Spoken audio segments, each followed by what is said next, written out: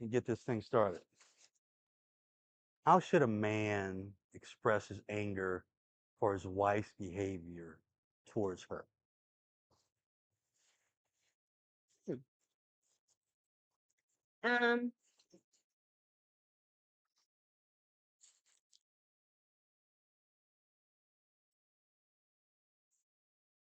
I think a good way to do that is, you know me, I like to converse, talk things out. True, true. Like I said once before, can we just make up before we go to bed tonight? Mm. Um, so obviously not aggressively. I wouldn't I wouldn't say that would pass with me. Um, and I'll just speak for myself that I would prefer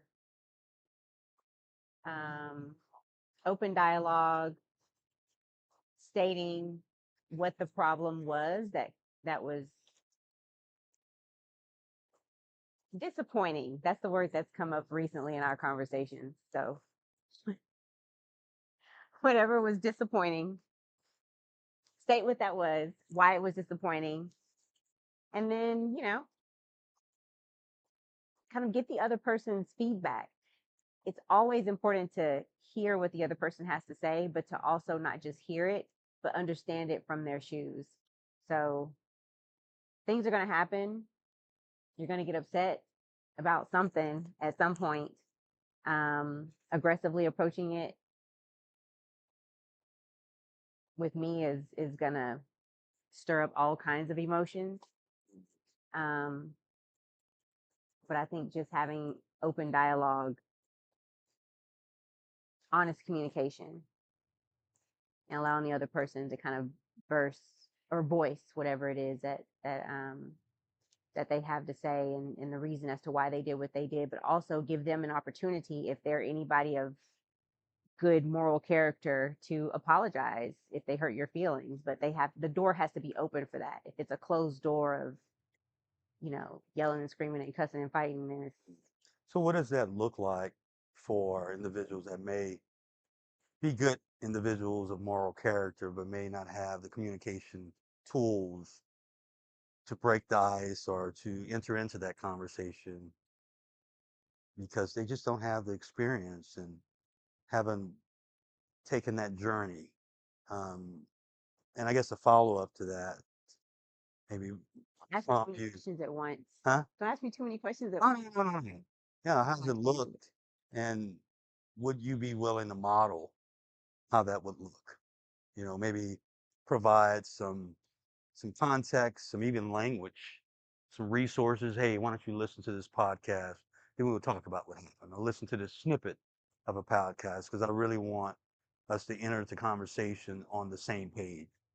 Even if you don't agree with me, I think this resource, this material may help you to understand my point of view or my perspective or my journey in terms of, my background, um, womanhood or whatever the problem, um, whatever portion of your life the problem touches. Would you be willing to lend that brother a hand, give him an assist if he's struggling a little bit because he doesn't have the tools? Um, yeah, absolutely. Yeah.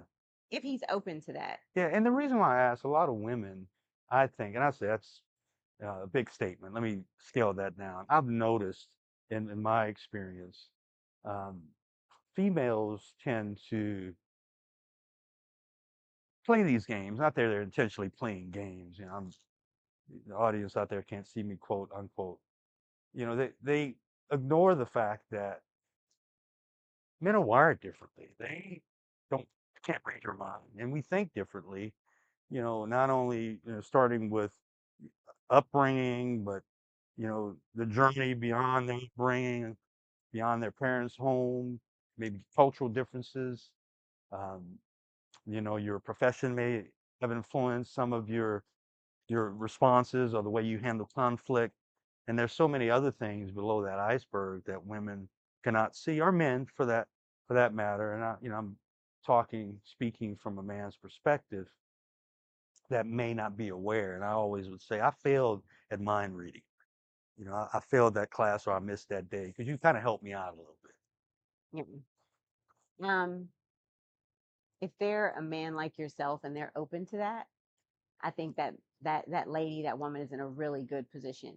Um, Yeah. because then she has a true partner who's wanting to communicate and find out how to be better, how to find resolution that'll work for the best of us. But if you're in the unfortunate situation to where you don't have that on the other end from personal experience, then it's a little bit, it's just challenging. Yeah.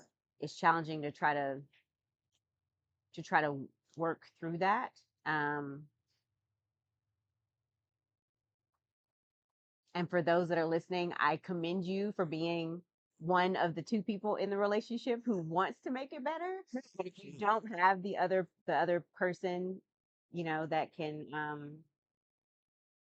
go on that journey with you, then you're in a boat by yourself, and it's not easy. But if you have someone that is willing to say, "Hey, I need an assist," absolutely. If they're willing to listen to a podcast, wonderful.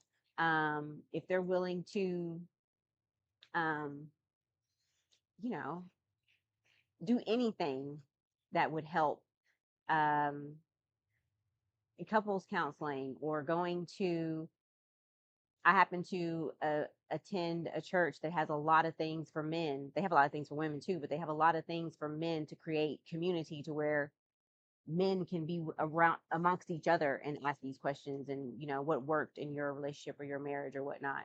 Sure. So that it's not just all on the woman in the relationship or the man in the relationship to figure out how these things work. There's so many people in the world that have experiences that can help you along the journey. um, I think with you and I, the podcasts work because that's what we do. Yeah. We're going to listen to a podcast or read a book or listen to a book. Absolutely. Even though yeah, it's hotter than a gorilla in a fur coat out here. Um, this is definitely healthy conversation. Are you too hot? I'm good. I'm just making an observation. Making an observation. Yeah, making an observation. A little bit more. Um,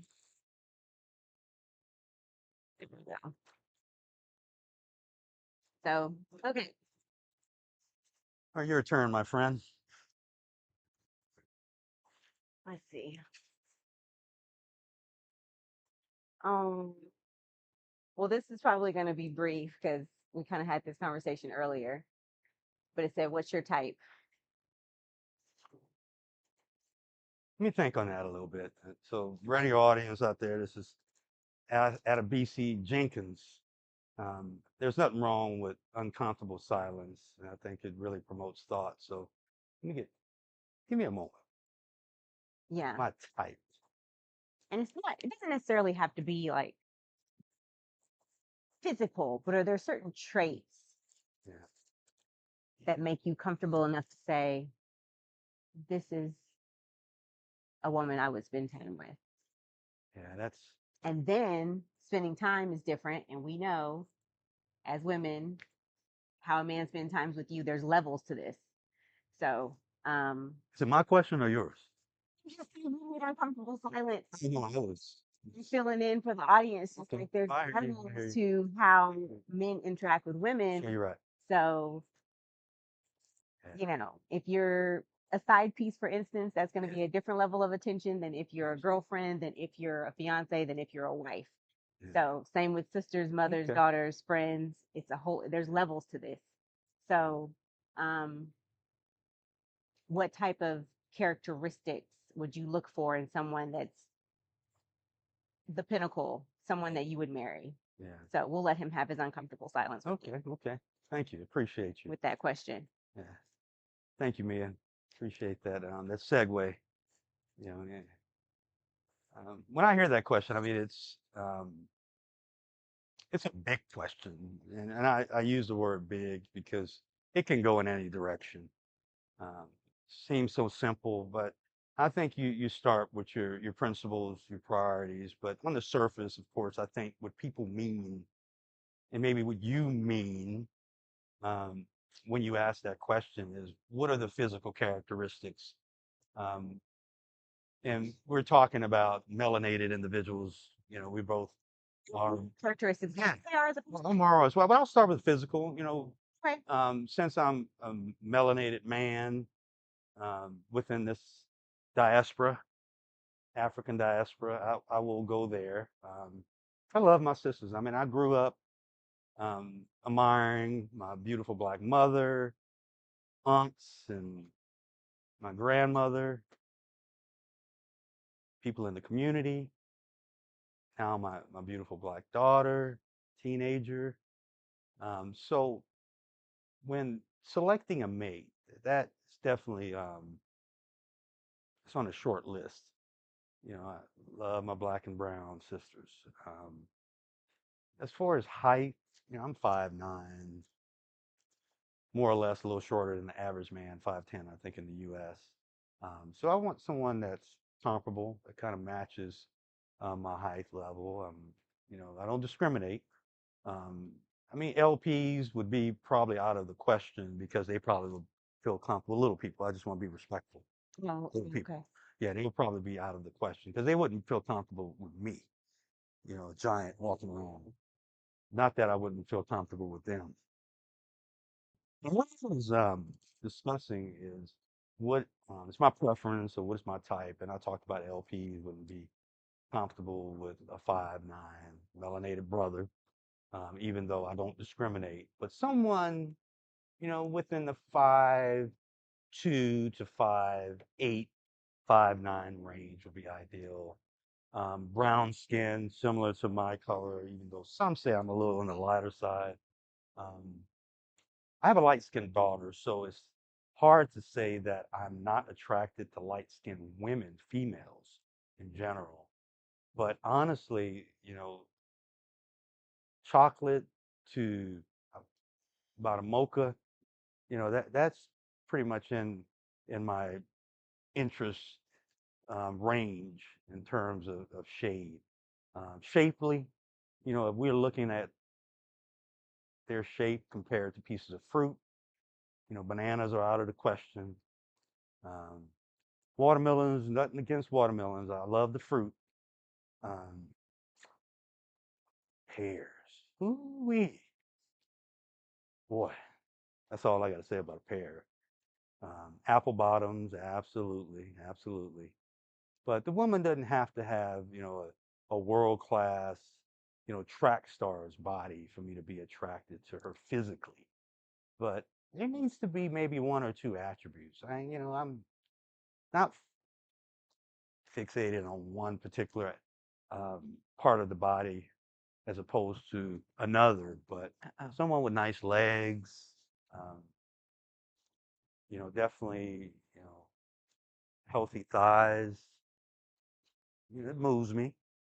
Uh, and I can go on and on about their physical characteristics, but on a scale, I will finalize that part of the question. I'll say part A of the response okay. is saying if I was to measure beauty on a scale of 1 or 0 being doesn't move the needle or it's not on my radar at a 10.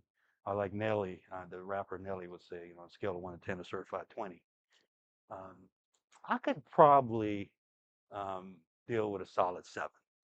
Because one of the things I find out there, solid 7s are probably the most thoughtful, intelligent women out there. Because when you get in that realm of 8, 9s, and 10s, I think your ego is a little bit inflated, um, especially here in the U.S. And we can talk about abroad, in another segment. Um, but I'm gonna stop there and edit my words. I don't want to, for time's sake, I want to jump to the what's behind all the beauty, what's inside. Women of character, and I've said it several times. Some of you out there have probably heard it before. Someone to respect my time, match my effort,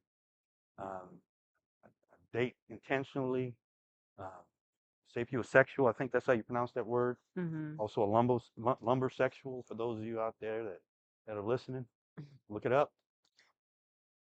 Um, but I just respect someone that's a forever learner, Mhm. that really understands the power of education. It does not have to be structured education.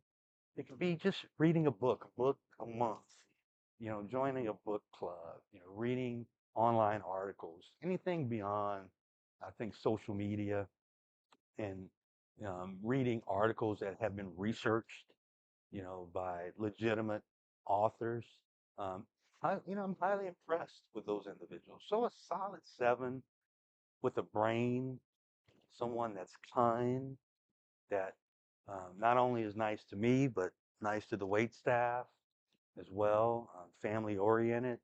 Um, so yeah, I think that's probably enough right now. We can do a segment B where I can talk about a few other things, maybe some red or pink flags or Oh, yeah, that'd green be good. flags. Red, pink, green, you said? Yeah, I'm making other stuff up. It's Yeah, but that's good. That's yeah, good. yeah, We'll write that down for yeah. us. White flags, yellow flags, like slow your roll, tap the brakes, stay in your lane, going too fast, Mhm. yeah, all that fun stuff. Yeah. But that's about it. I appreciate the question. Very thoughtful, but also thought provoking.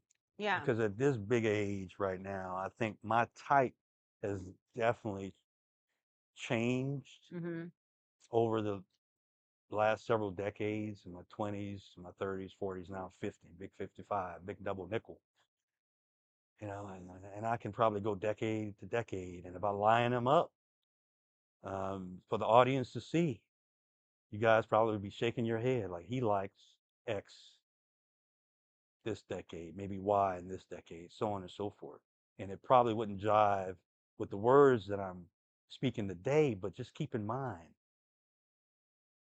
I have experience. I'm 55 and started dating at an early age, How old? tender age of 13, 14. Really? Yeah, and I'm not talking about sex. That's on, this is PG, this is for family. Maybe that's on the extended podcast. Yeah. Wow, Online you were after so hours. young, 13. Yeah, like BET and Cut. That's after hours. I was very young. Was it chaperoned? The first date was, but after that, it's on and popping. It was on and popping. You heard me? Wow. Okay, that was good. That was good. Okay, your turn to question me. Question. Question number 2.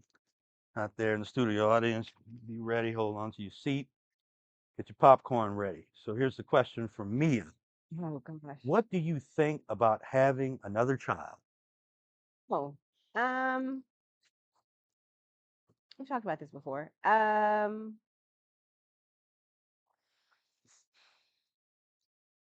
Being a girl mom, I would like to have a son. Um, I would like to try again for that. Um, I don't know if I necessarily want to go through the pregnancy process again. Practice. I'm just, nah, go ahead. Anyway, Yeah, I'm sorry. No, but we were bombed. We were on Zoom. They're having some security issues. Sorry about that. okay. Proceed, please. Thank you. We um oh my gosh. I can't even like formulate my words. You got me all off track. Okay. All of my pregnancies were good pregnancies. No problems. Um but I mean, I feel like I've kind of been there, done that, got a t-shirt 3 times. So, I would much rather do surrogacy or adoption at this point. Um but then there's just something special about being with someone that you love and practicing to have another baby and getting pregnant and being pregnant together, and the whole thing is magical, really. So um I don't know, things could change if the right person were to come along and we were on one accord about that. So I'm not opposed to another child, Okay. but I don't know about children unless I just, got blessed with twins or something. Hmm. But So you speak of what I'm hearing from you, Mia, is conditions have to be right or ideal. And what does that look like besides, of course, having a man in your life and you join houses through maybe a union of marriage? What else does that look like? Of course, a man would have to be a good character, knowing you, like I know you, couldn't be any old Joe Blow off the street. Brother would have to come, with some qualities. He'd have to be a high value man. Um, but mhm. could you elaborate a little bit? Elaborate on, are you trying to get me to answer the type question now? No, not necessarily. I was trying to keep these from blowing away and they're not blowing away. Um, um, I mean, from what I'm hearing you say, and you can correct me if I'm wrong, but I think the conditions for me to feel comfortable enough to even get to the point of joining households and there being marriage and this conversation of more children, I would have to feel um, safe in that relationship, in that union to even get that far. Um, I would have to feel financially secure to know that another, like, there's an addition to the family that's just um, another person that I want to make sure is comfortable in life. And like, there's no, like, together, we're all going to be comfortable. There's not going to be any struggle or whatnot. Um, uh, And when you say financially, so if you meet you were over at let's say Bucky's and you start digging the cashier, and Bucky's they make what, 19, $20 an hour. I mean that's not a living wage in today's time. I think according to the U.S. labor statistics. mhm. Um, are you talking about someone, and it's an old term, but I'll use it in search of a better word or term. Are you talking about the individual has to be financially secure?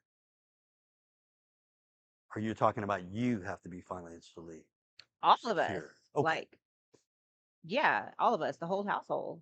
gotcha. Yeah.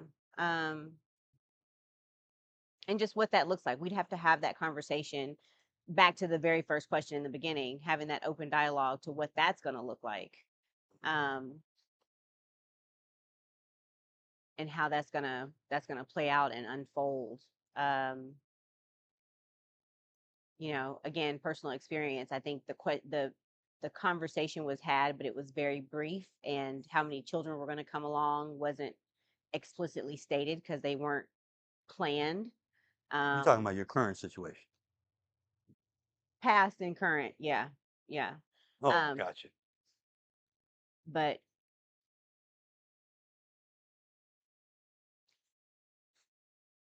it was spoken about that I was going to stay at home, but that I could, if I wanted to do other things, then I could.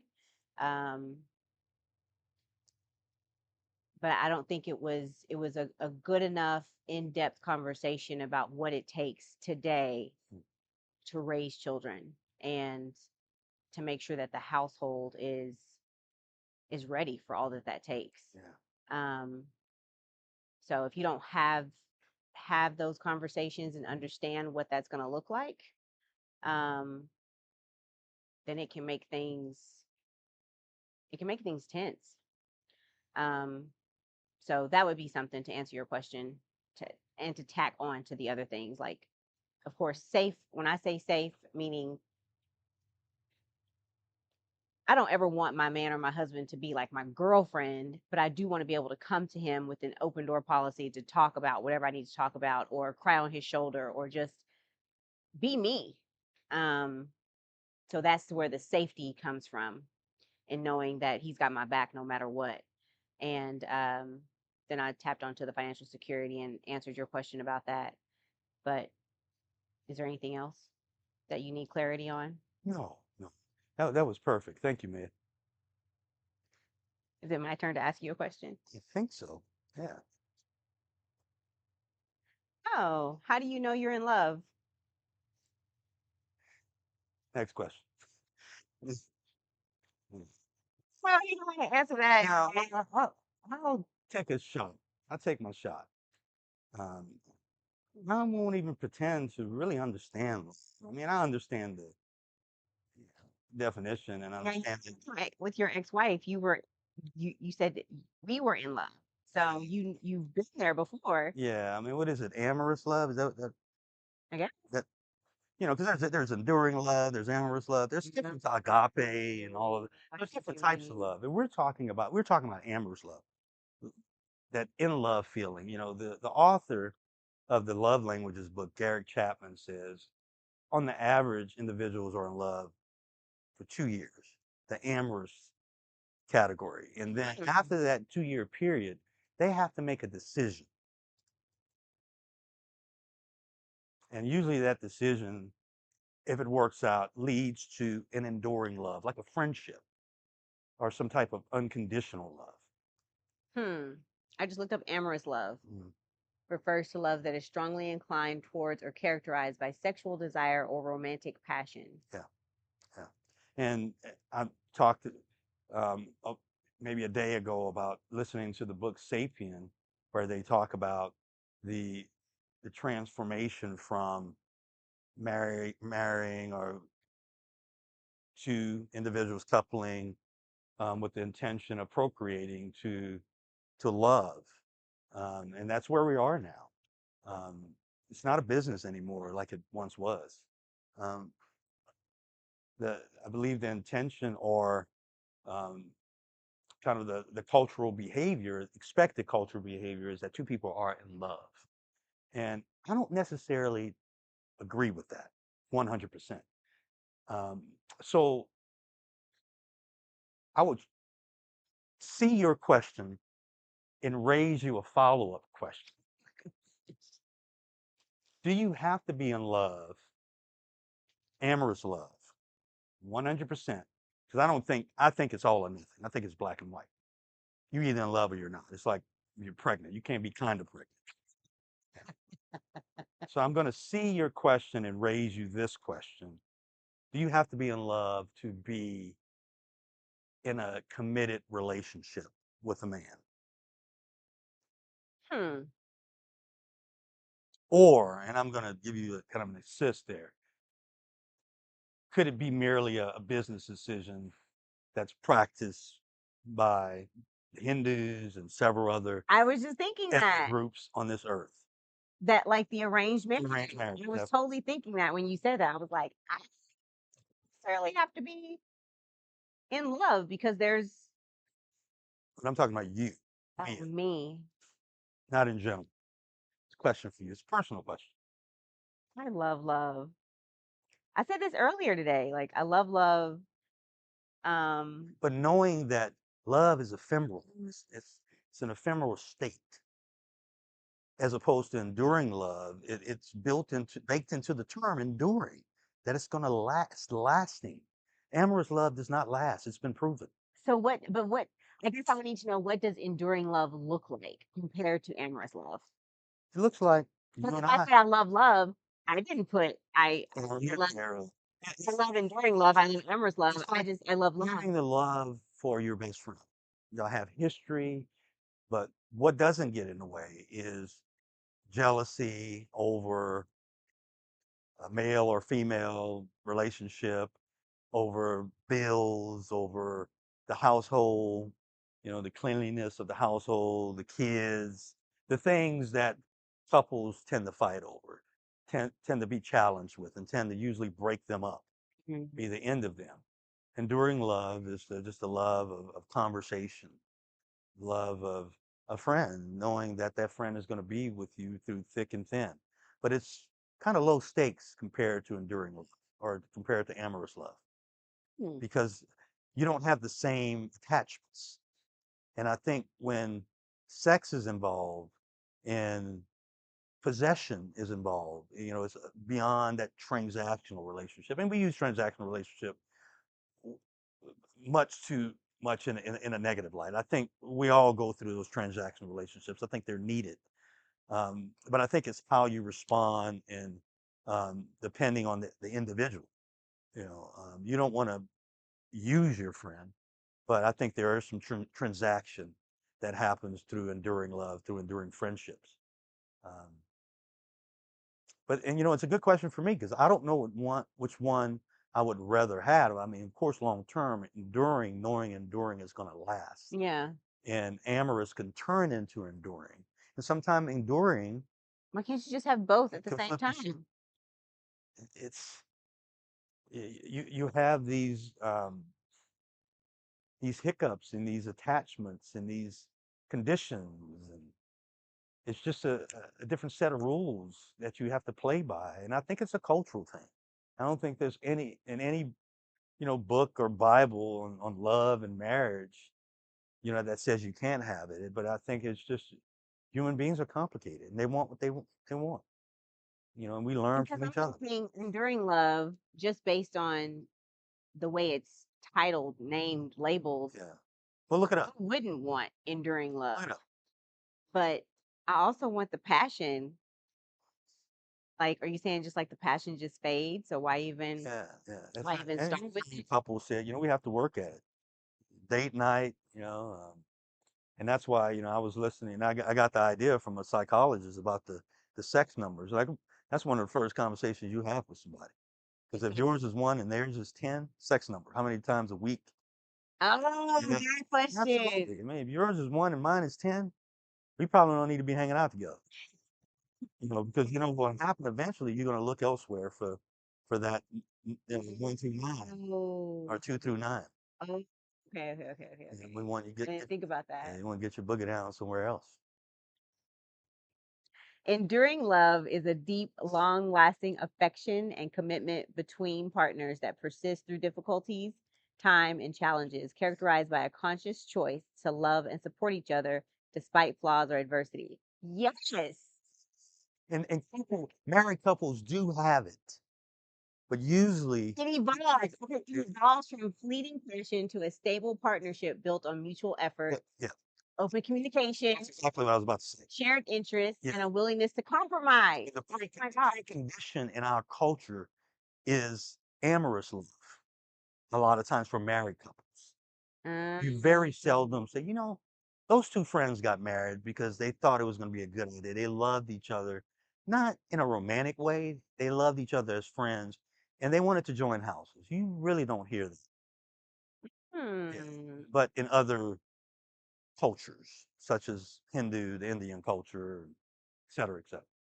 So, food for thought for the audience, for you out there. What do you guys think? Y'all send in your Yeah. thoughts. Send You in know, what you think. What would work best for you, the yeah, amorous love or the absolutely. So, yeah, enduring love? two chairs and a mic.com.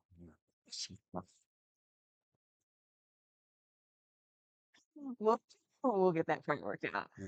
Okay, so then which one is your number one choice? It would And be which is your enduring. number two? It would be enduring. Enduring is number one, amorous is number two. Yeah, Amherst. What are the other types of love? Well, you said agape. Copy. And there's other one. You have to pull them up.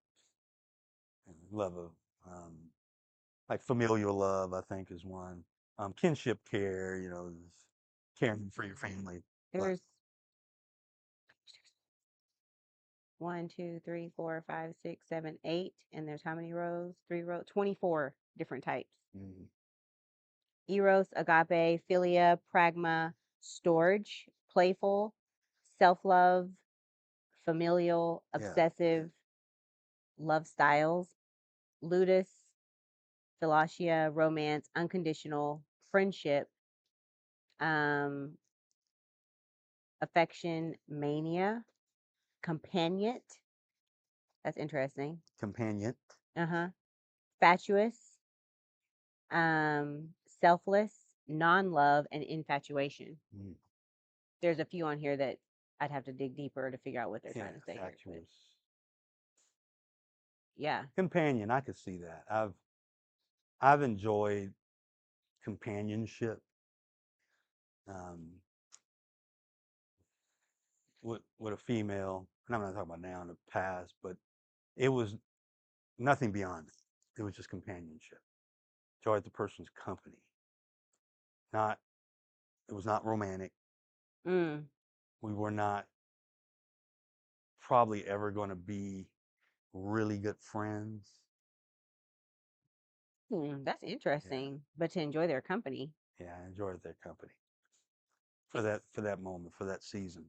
That's funny that you elaborate on that one because I'd already clicked on it and it says, think of this, think of this stage as an elevated form of liking. Maybe you've been friends for years or you're best friends who rely on each other.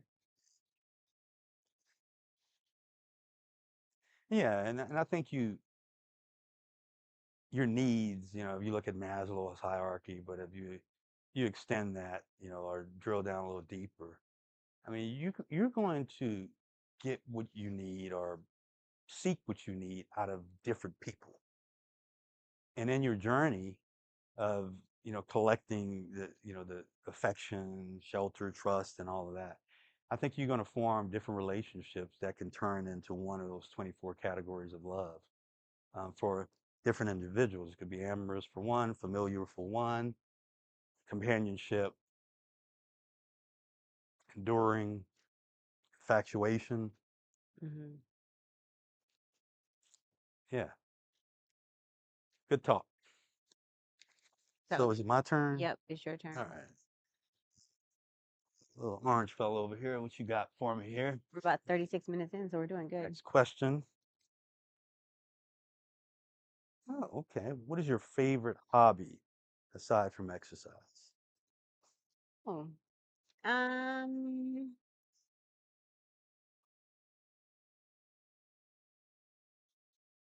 I love anything that's like arts.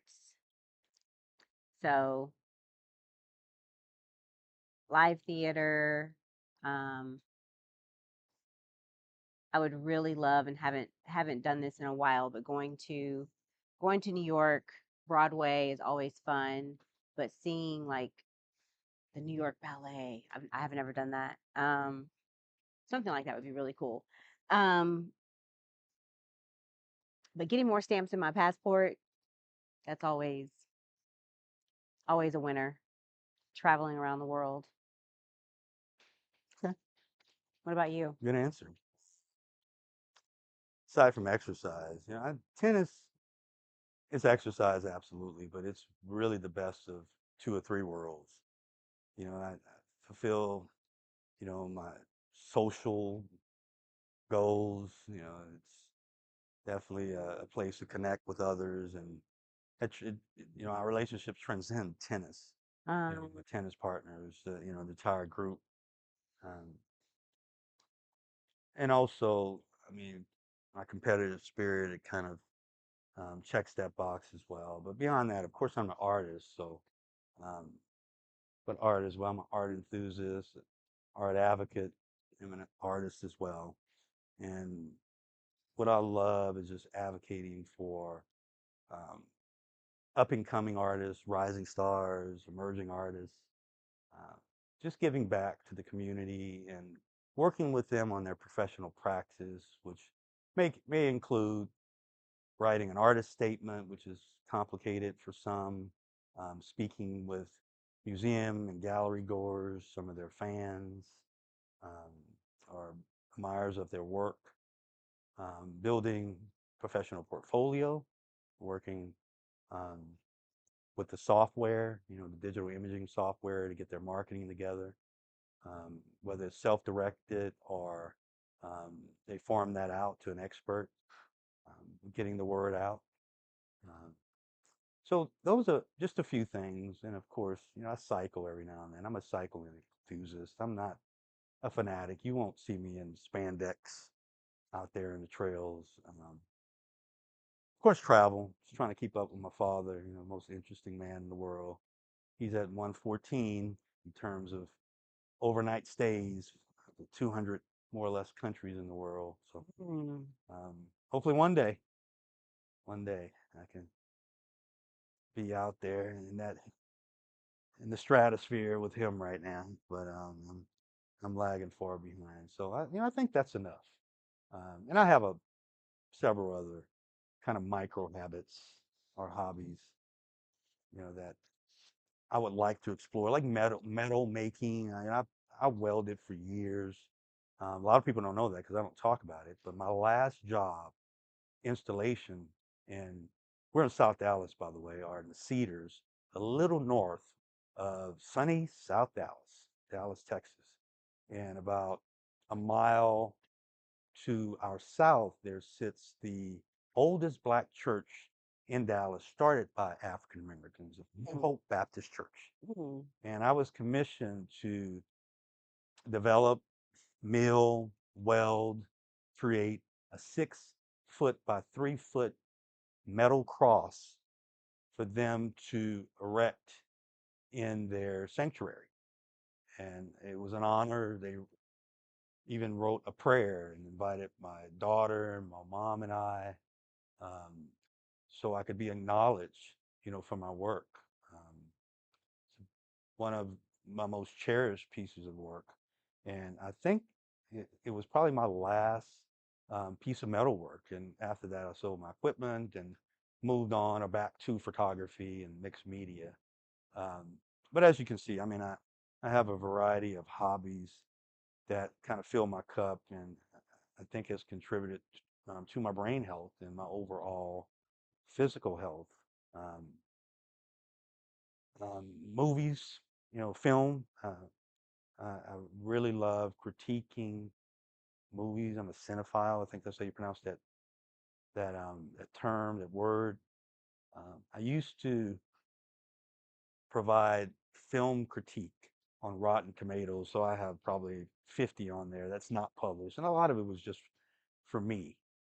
And some of my notes app on my computer.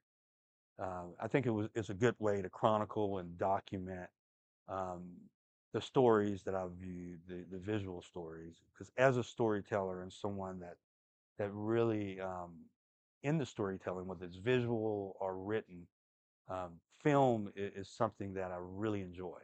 Mm. Not only watching, but I think I enjoy the critique, the analysis, the judgment of film even more than the entertainment or the escapism that the film provides. And that's all I have for you. Thank you.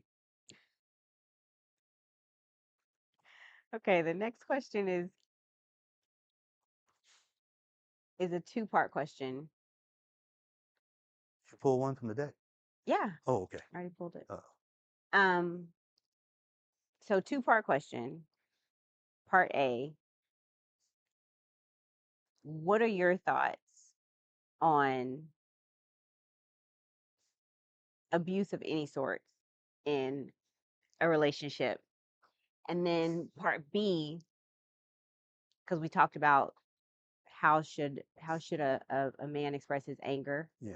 To So the how woman. aggressive should a woman speak to her man or her husband? So part A, like what's your stance on abuse, domestic violence? I mean, I could rattle off statistics Yeah. or whatever, but This would be a sharp response. I mean, it's just a no. It's a hard no. I don't think there's any excuse for a man nor a woman to put their hands on their partner. It's a deal breaker. If a woman choke slams me while I'm awake or asleep, or runs me into a mud ditch, or throws me over a toilet and I knock the perfume and all the toiletries, off the stand over the toilet. It sounds like it's a true story. Perhaps. Perhaps. oh wow. Perhaps. It's a deal breaker. So, ladies and gentlemen, you listen. You listen really well. Turn your radio up if you can. If you listen on the radio, I mean, or your speaker. Streaming device, whatever Yeah, it is. streaming device, whatever it is. I'm old school. I was born in 1970. Louisiana, Stopgap, Louisiana, Stopgap, out of BC, Jenkins. So it's a hard no. That's all I got to say. Okay. So then the woman speaking aggressively, like how aggressive should that be, if ever? Does she speak to her man or husband? Oh, speaking, I thought you were talking about physical. Speaking. speaking. Well, now I want everybody to pull up a virtual chair here because the tone of my voice obviously changed. That's a whole different ball game and actually a different stadium, different sport when it comes to speaking. It really depends um, on the culture, but you're within the same culture. You know you recognize you probably should identify aggression and whether it's misplaced or not.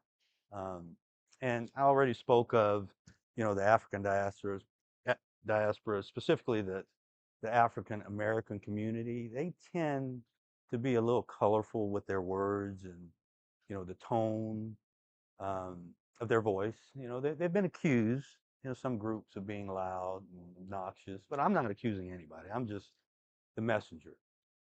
But I have some experience, um, matter of fact, quite recently, with an African American female going off on me. You'd think I snatched her purse.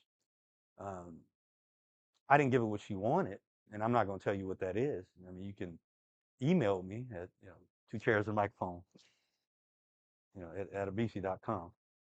Um, but she went off on me, and it was very disrespectful. I mean, my own mother, has never spoken to me like that. And if I really told you why, it'd probably blow your mind, blow your socks off at the same time. But I digress. Um, I think words carry a lot of weight, and it really depends on the history that you and that individual have shared, especially if you have children and you've respected each other up until that point. It could be a shock to the system, to the psyche, to have somebody yell at you or call you out of your name or use vulgar terms, what packed or packaged in a show of aggression. All of those things are absolutely red flags. And um, if you intend on salvaging, any parts of that relationship, I would definitely encourage you to talk to someone. It doesn't necessarily have to be a therapist. It could be your pastor, your church. It could be somebody from the community center. Uncle Craig, if Uncle Craig has an unbiased ear. Everybody got an Uncle Craig, maybe Big Craig or Little Craig, or, Young Dolph or Little Dave or Nuck Nuck, Pookie, whatever. You know, just seek them out. Um, but definitely just because some people are sensitive. I'm a Cancer. I was born in June, and you just can't come up to me talking any kind of way. I'm not going to threaten you with the physical. I'm not about to choke slam you, out here in this hot sun. But at the same time, you really want to um, look out for those signs early in a relationship. Mm. And one of the things I used to ask women early in a relationship, and sometimes it was misunderstood, is how do you fight? It's right after I asked where you get your news. And if they say Truth Social or Fox News, I was out. But the next question was, how do you fight? And sometimes it was misinterpreted, as physical, but how do you argue? How do you disagree with someone, but at the same time maintain your dignity and allow them to understand that they're seen by you and walk away and have them understand that, what, you can agree to disagree, but, I'm not going to disrespect you. Yeah. How can you do that? What does that look like for you? And I'm talking to the audience out there. That's all I got to say. Well, you did not answer. I had to Oh, I answer. didn't? Okay. No, no, no. You answered that. Thank you. Thank you, out of BC, for that. I appreciate it. Well, But out of PC Jenkins, you got to say the whole name, the whole government. My mother, and mom, if you listen out there, excuse me, she's new. Jenkins. Yeah, I know you named me and you said, the day I was born, you told the doctor that name goes together like hand and glove, ebony and ivory, AJ, out of BC like Jenkins. cornflakes and milk, like steamed syrup and rye bread. And I'm making up the last part, but you got to say the whole name. Adabese Dante Jenkins. It's my government name. It's on my birth certificate. He was born in 1970 when My race on my birth certificate says Negro. Doesn't say black, doesn't say Afro American, doesn't say African American. All jokes aside, are you serious? I'm serious. I'm serious. The fraud has more proof. It's Negro. Says Negro. I can go downstairs and show it to you. Matter of fact, after this episode, we'll walk Well, downstairs and I'll show you. that's deep. That's It says an Negro. episode right there Absolutely. in itself. Absolutely. In itself. Okay, so I had the answer about um having another child. You have a daughter. So what are your thoughts on having another child? I'm open to it. I'm gonna let y'all in on a little secret, um, a page of my life that uh, is really not out there for public consumption. My father, at the advanced age of 77, has an 8-year-old. So he had a child. If you do the math, I'm not gonna do the math. I'm not an idiot. 69. 69. There you go. Got an assist from my beautiful co-host, Mia. All right, thank you, Mia. 69. Good. Got a big brain on Mia, boy. Been to college and everything. Oh, Yeah. fish. Yeah, so my dad, boy, it's in the genes. I tell you what, one thing is in the DNA. They say I got it from my mama, but I got it from my daddy. Excuse him. Got it from my papa. Yeah, had a kid is 69. Can you believe that? And he's 77, and she is wearing his ass out. But I can tell you one thing, he is probably the happiest, Yeah, those little happiest ones. 77-year-old that you ever want to meet. And I love kids. I was a middle school teacher back in the mid 90s, taught seventh grade and eighth grade reading, journalism. I was a yearbook advisor, baseball coach, teacher technologist, a night school teacher, and I had a couple other jobs. I was like the Spike Lee of the school. I did everything but sweep up at night and cut off the lights. I was just a hustler. I need to really go back to ancestry DNA, 23andMe, and see if I have any Jamaican in me. Um, a job, you remember, in living color. I know. Living color, yeah. So I really need to check my ancestry for making her. Sure. Anyway, let me get back to the question. Yeah, I took another an alternative route. Detour. He's back. Yeah, but I'm open to having another child. I have a daughter, as I mentioned to the studio audience in a previous response to a question. That's 14. That I'm extremely happy with. She's an amazing young brain and really love her personality. And it saddens me that she thinks that I would rather have had a boy. She mentioned that to her mom in a trip back to her city some months ago. When took her and her cousin out, who's a male, who's 13 or 14, and I think she witnessed or she noticed how her and our cousin and I were having just the greatest time. We were laughing, and she told her mom, I think my dad would have rather had a boy, and that really hurt me. Um, and I called her, that later that week, and I told her what I'm telling you. I'm very happy with her and so proud of her, of her accomplishments, and I just wanted to acknowledge that.